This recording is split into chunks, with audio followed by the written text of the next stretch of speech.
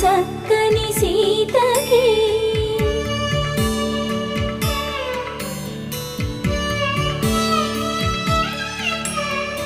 ఎర్ర జాబిలి చేయి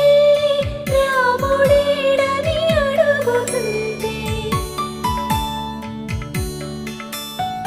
చూడలేదని పెదవి చెప్పే చెప్పలేమని కనులు చెప్పే నల్ల పూసైనా